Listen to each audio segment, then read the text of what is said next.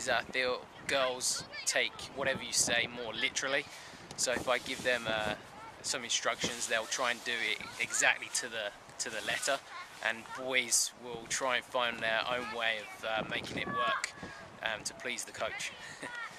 Alright, the biggest difference I notice with coaching boys and girls is girls, they listen really well, and they want to be really careful to do exactly what you say, so they will not do a skill if they feel that they can fail and that they're not going to do it right. Whereas boys, if you give them instructions, by the time you say go, they're already going, they're running out there and they're trying to do it, and you have to freeze them and then like go over it again a few thousand times, but then they'll get it. So the difference that I've seen just in my experience is that with the boys you can be a little bit more competitive and a little bit more aggressive in your communication with them, just because in general I think the guys are a little bit more competitive than girls are.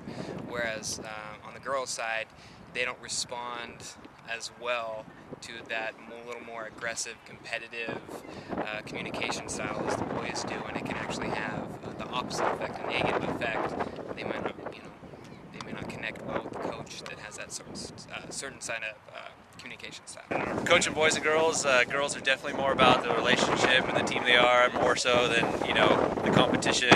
Although competition is important to them. So the primary difference between coaching boys and girls in the game of soccer are: boys tend to be focused on group competition. They tend to be very aggressive and physical as far as being hands-on with each other.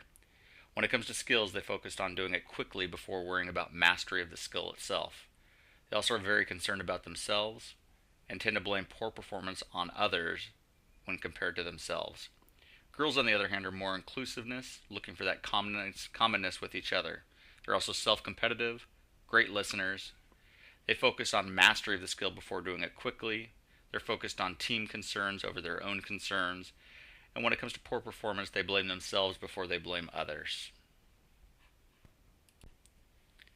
Girls and boys are motivated to compete for and by different reasons. These examples show clear differences in how boys and girls practice and compete.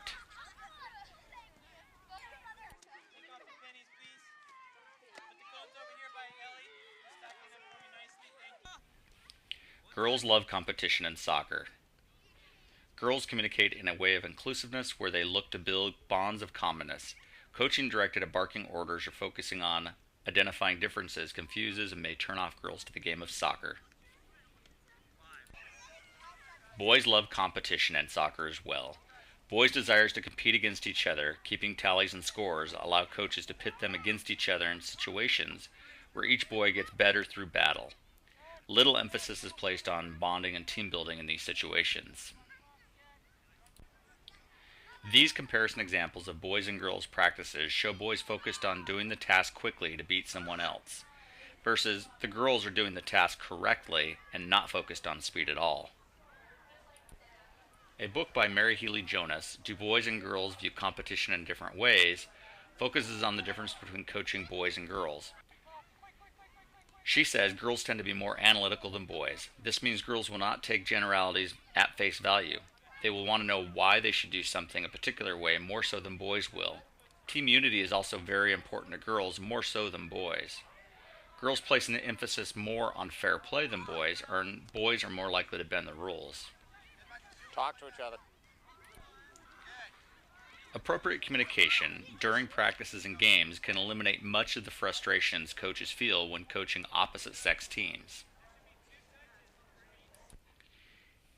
In conclusion, I leave you with a quote from Dr. Craig Stewart.